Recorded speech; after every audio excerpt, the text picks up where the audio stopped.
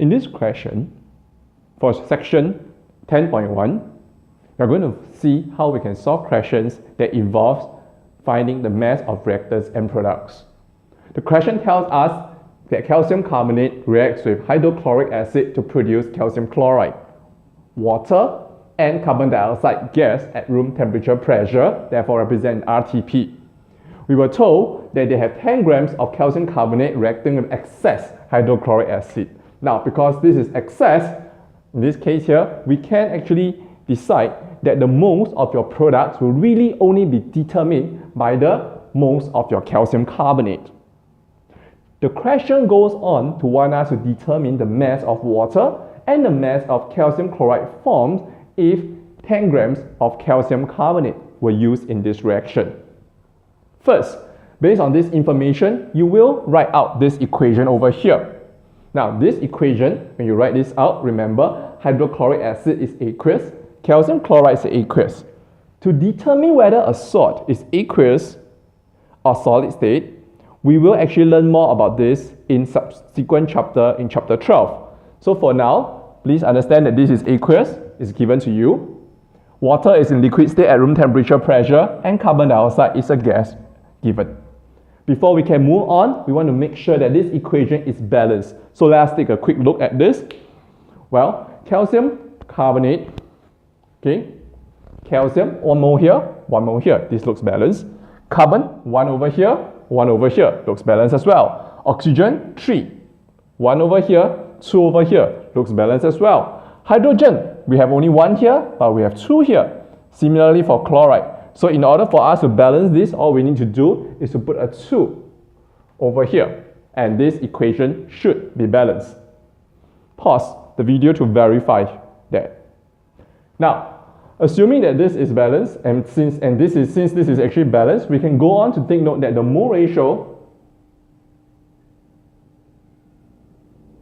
of my calcium carbonate to my calcium chloride and to my water is actually 1:1:1. That means that if once I'm able to find the moles of calcium carbonate in 10 grams over here, I will be able to determine the moles of my calcium chloride as well as my moles of water that is formed. So in this case here, the moles, let's determine, okay, the moles of my calcium carbonate. Students, you will remember that moles, okay, is found when we take mass divide by the MR.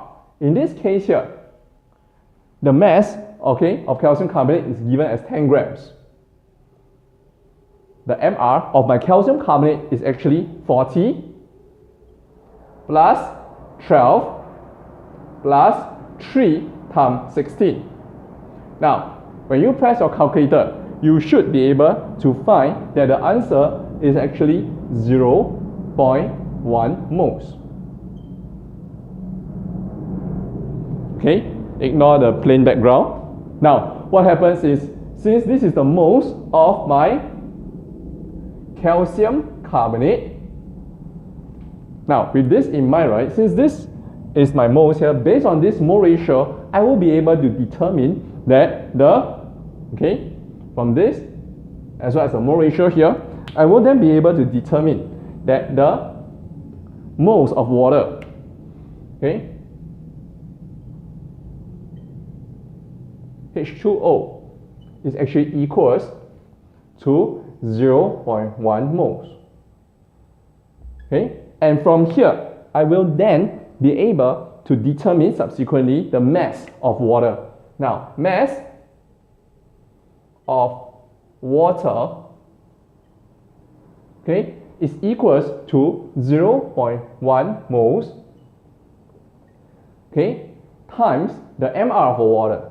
In this case here, this is actually 18. So that gives us an answer of 1.80 grams. Remember to leave your final answer here in 3SF. Okay, because this is the final answer to the question, you leave it in 3SF.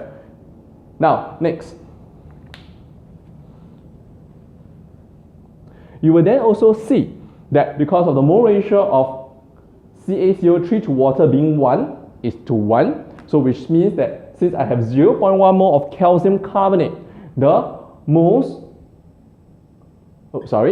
my calcium chloride being 1 is to 1, that also means that because it's a 1-to-1 ratio, the moles of my calcium chloride that is formed is equals to 0.1 as well. Now, that means that in order for me to find the mass of my calcium chloride, since mass is equals to moles times mR,